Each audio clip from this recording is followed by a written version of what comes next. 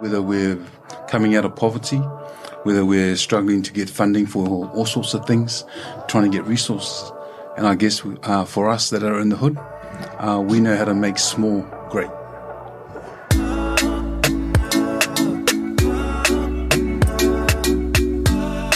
This podcast is proudly supported by the Ōtara Network Action Committee, ōNAC, community-owned, community-driven and community-led.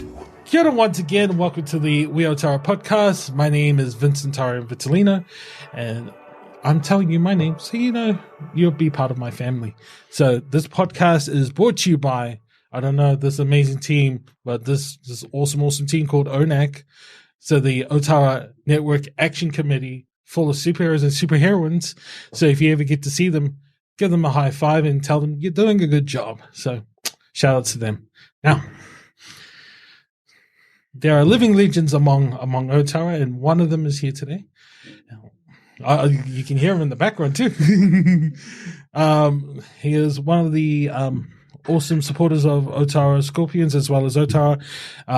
Willie Maea, is that right? Yeah. Welcome to the show. Talofa, thank you for having me here. Awesome, brother. Awesome. As always, I always like to ask my amazing guest about their journey. So if you can, just in a short introduction of how did Willie start in New Zealand and how it went onwards? Yeah, for sure. I guess it's just parents with visions. Parents are from Samoa, of course. We migrated here in the very early 70s, and it was just, in his words, just to improve the education of his kids. So there were 5 of us that came across, landed in Mangere Airport, spent an overnight on Preston Road with our auntie and uncle, and then went down to Tokoroa, where the work permit was. Stayed there for about 2 or 3 years and decided to come back up to Auckland. And while he's house hunting, the house that he chose was on Preston Road. So we've been there for nearly 50 years now.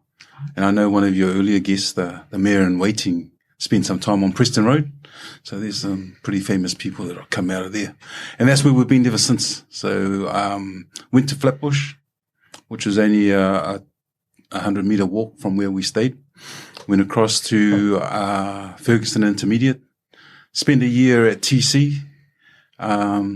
Misbehaved, so my dad sent me to Pepto High with my older brother. Good memories there because that's where I met my wife, and we've been together ever since. So I have one son, Kyle, and he has 5 sons, plus one on the way. So the family is expanding. So I guess that's me. Yeah. Awesome, man. Awesome. First and foremost, TC Hut. TC Hut. So I don't live too far from Flatbush Primary School as well. So I'm also alumni from Flatbush Primary School as well. I don't live too far from Preston Road, so I'm like about a block away from it. So my street's not too far. Also, congratulations on your next grandson as well. Yeah, for sure.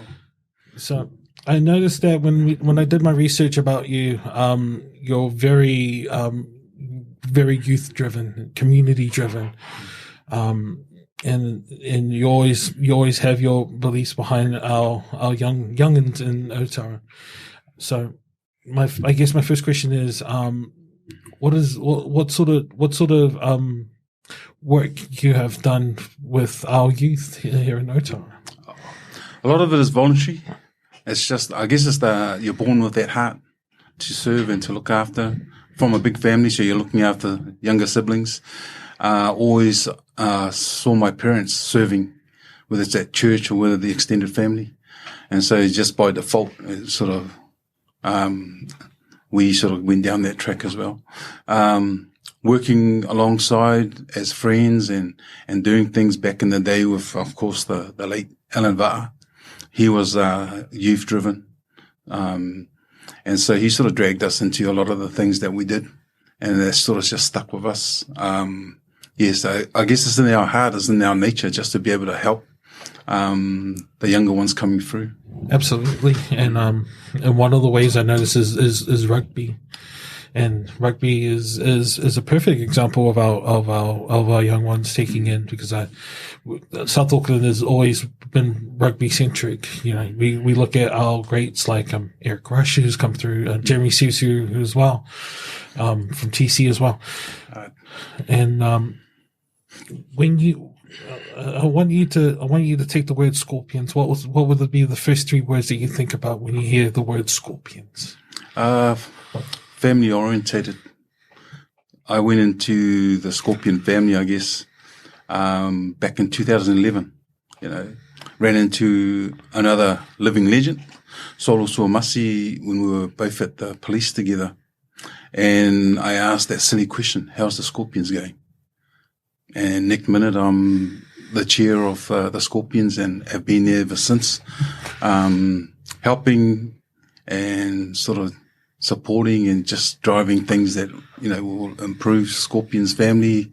Rugby league, of course, being the primary sport, and all the other sports that are at the park. Yeah. So when you say other sports, you don't mind sharing what other sports? Because someone might be hearing that they might be interested in this. Or For sure. Like, it's always been there. Like, the Scorpions have been there for over 50 years. Yeah. Even though, they were constituted in 1970. But there are other sports that were there. Of course, soccer went and found another base. So rugby league became that primary sport. Currently, we have Samoan Kirikiki, run by Auckland Pacific Kirikiki Association. Then we have two lots of tag. We have the New Zealand Tag Federation and Counties Manukau Tag. And then we have Samoa Tag. Then we have netball, Scorpions netball. We have Muay Thai Kickboxing Club, who have just got 6 young people into the New Zealand team. We have a card club, the Four Kings, and I think can't remember who else. Oh, we have Maris, you know, so again, rugby league and rugby, never be seen to share a park, but we do. We've invited Maris old boys in to use the facilities and utilize the space in between the winter and summer sports. So, yeah. That's cool, man. That's cool. Just going back to like the one of the core subjects of the Scorpions is family orientated. Do you see a lot of parents going out there supporting their children, especially the bigger sports out there, on and off the field? Do you see that often? Often, definitely. Like, we're just one example of what a whole lot of clubs do. You know, and I can say I think every sports club is a family orientated club. Yeah. But, you know, very evident in the Scorpions, because we have wife or husband or partners that are coaching and managing, and then you have the family that comes in. You know, so we, as an example, we had we offered subsidized fees for multiple families, and then one family of 10, one family of 16, because they're bringing all their families to the Scorpions. Yeah. And that's exciting for us, because the message there is that they're happy that they're in a safe, fun club that supports them in any way, and of course it progresses their kids. So that's family orientated. Absolutely. And just hearing it, and I have a friend who is a mother of a Scorpion member by the name of Naomi, who I interviewed 3 episodes ago. Has a proud son by the name of Lijon, who plays for the Scorpions. You know, and I've been to a couple of the practices, and I see just this awesome feel of community feel and family feel. How would it work for someone to go into this family, into the Scorpions family, to join in? Because it's quite hard.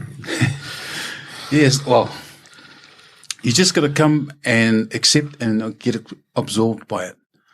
Okay, you know, like we don't do nothing different to any other family. You know, we'll have our ups and downs, but the main thing is that the kids need to have fun. They need to feel safe.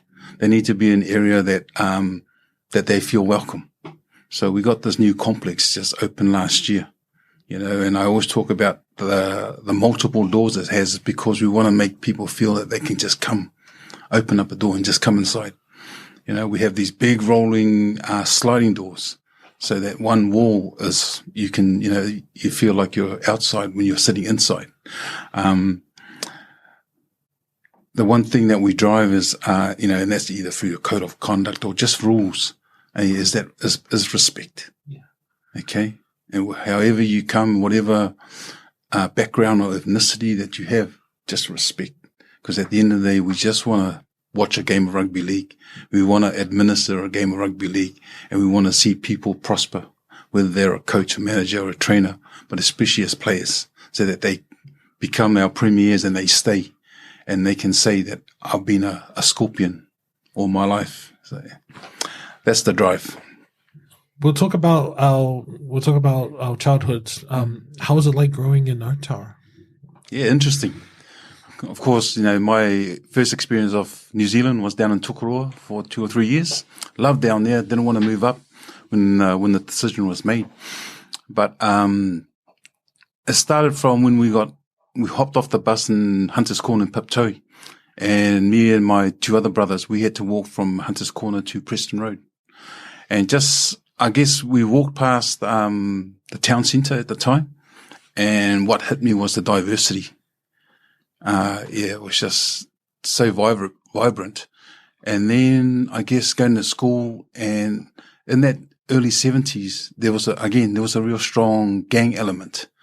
But it's different from now, because back then everyone that was in the gang wore a patch.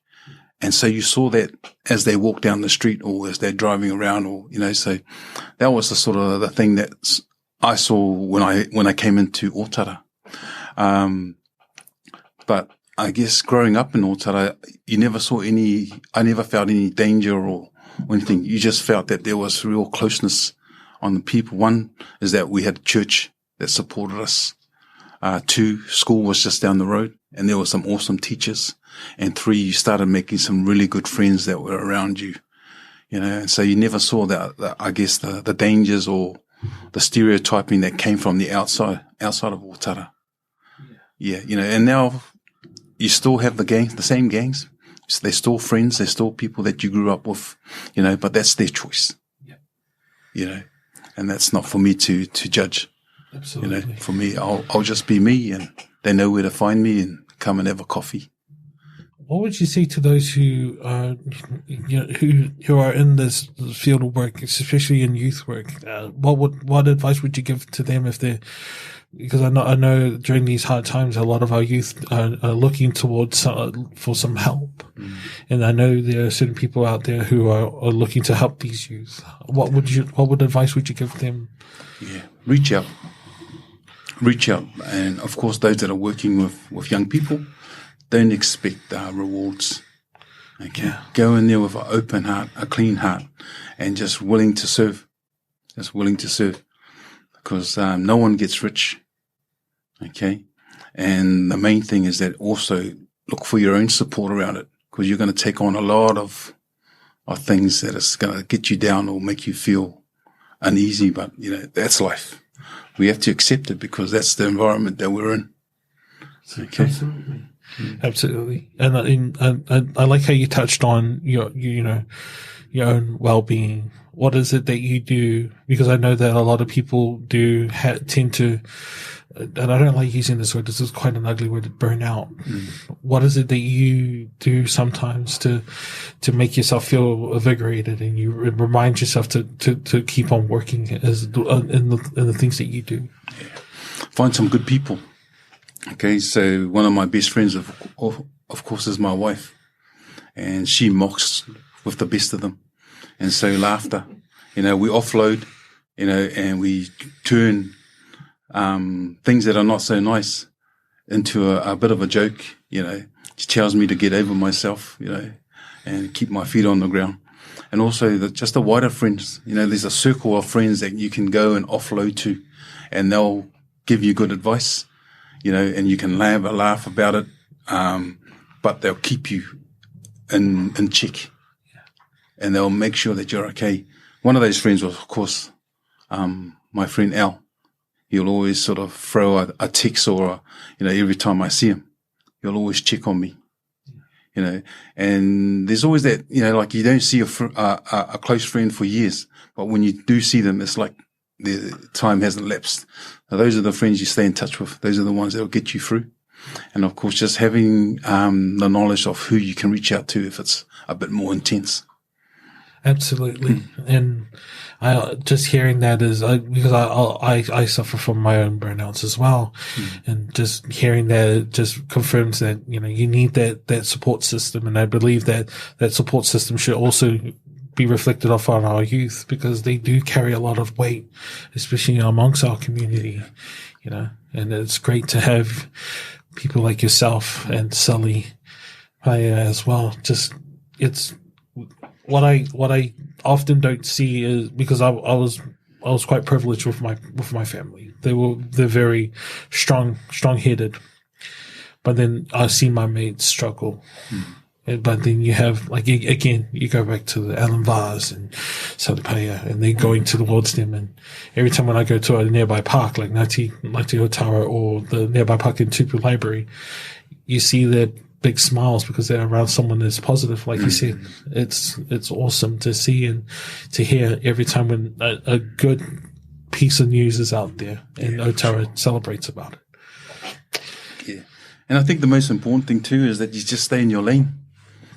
Hey, stay in your lane, stay at what you're good at, and do that really well. Yeah. For me, I've chosen this path of looking after the Scorpions and all the clubs that are at the complex, and that's where I stay. If I'm asked to help with young people outside of the sports, I'll do that. But using my knowledge of what I've learned. But I leave that to the Sullys. I left that to the Allens. I left that to all the other youth workers that are out there. Yeah. Because that's their expertise, and I'll just make sure I do me and do it well. And the team that I have around the Scorpions, it's a tight team, and we do things that we're proud of, with no agendas. Absolutely. Yeah. I always like to wrap up things with my guests with words of, like, golden words. I always like to have them say golden words because it's always outreaching. So what piece of advice or quote that you like to share to those who are listening today? I think there's something I just sort of picked up recently, and I guess it comes out of the struggles that we have, whether we're coming out of poverty, whether we're struggling to get funding for all sorts of things, trying to get resources. And I guess for us that are in the hood, we know how to make small great. Yeah, so I think I'll leave you with that. Again, Willie, thank you so much. When we started, you were saying that you're going to be nervous. You were natural. Thank you. Like everyone in Ōtara, they're naturally talented. And we were born from greatness, and we will always strive for greatness. So sure, bro. Thank you again, and thank you once more. Thanks, Vinny. Again, thank you for an amazing viewers out there who are watching. I hope you enjoy it. That is ōtara Podcast. And once again, thank you so much for watching. Say bye, Will. Bye.